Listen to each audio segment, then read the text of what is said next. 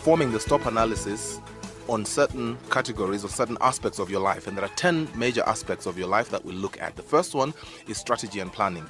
And what's this all about? It is about the fact that most of us spend a lot of time, invest a lot of time in planning for our companies, planning for the workplace, planning for our departments, planning for certain groups, teams that we lead or we are part of. But never do we spend any time planning for ourselves. But that's ridiculous, because you are the person planning everything else. Absolutely. So it's like not planning for the core. If you ask a lot of people, and I'm sure you two are not an exception, have you been involved in formulating a strategy for capital or for a department? You'd probably say yes. Have you formulated a similar strategy for yourselves? You'll probably say no. No.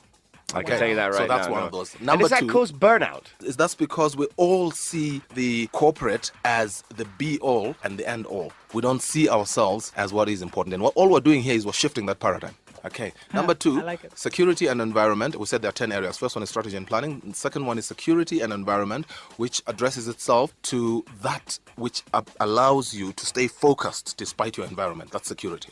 Ability to stay focused. And when you're insecure, you always lose focus. So security and environment is what allows you. And the environment is really nothing more than that which is around you, within which are elements that can destabilize you.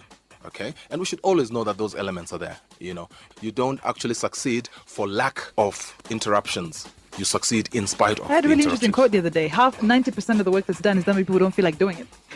So if you're thinking that I don't feel like hey, you have to motivate yourself from inside. Yeah. Number 3 is standards and values. Okay, basically we need to understand that we prepare for war in times of peace. In other words, you need to sit down and define your standards. In other words, your levels of expected performance and your values. Okay, which is your guiding principles, and values are guiding principles that must be perceived, that must be discerned, as opposed to claimed. You don't go around telling people, I'm honest. No, they must perceive it, they must feel it. Okay, that's number 3. Number 4 is to do with all this material stuff that we have around us, our material possessions and our relationship with finances, and it centers around the fact that there is a difference between who you are and what you have, and that's important. Okay, and then number 5 is addictions and habits. And we're going to look at 2 types of addictions: process addictions and substance addictions. And process addictions are addictions like gambling, addictions like pornography, addictions like novellas. Those kinds of addictions, process, those guys who can never take their eyes off the screen when Man U is playing Arsenal, and so on and so forth. And then substance addictions are obvious addictions to food, addictions to drugs, and so on and so forth. And so we'll stop there for today and we'll do the other 5 next time. But basically all we're saying is that if an individual in a corporate environment focuses on personal effectiveness around these areas, then they can never fail to become effective for the corporate. Fantastic.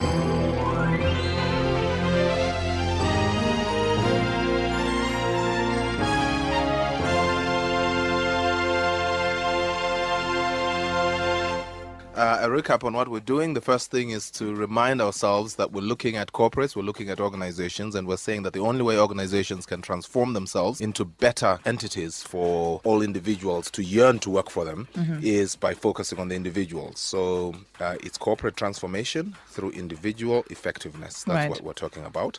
And we're using a framework called STOP. Simply stop. And if you feel like you're running too fast as an organization or as an individual and things are getting out of control, but you have to keep moving, then the thing to do is actually to stop. And STOP stands for the following. The S stands for source, which defines the source of your problem. In other words, it answers the question, where am I? The T is target, which answers the question, where do I want to be? Once you've answered where you are and where you want to be, the next logical question is to say, if I know where I am and I know where I want to be, why aren't I there yet? And so that brings us to what's holding me back or what's stopping me. And that is obstacles, which is the O.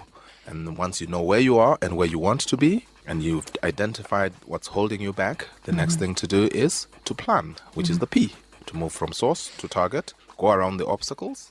And STOP also stands for C, think, overcome, and persevere.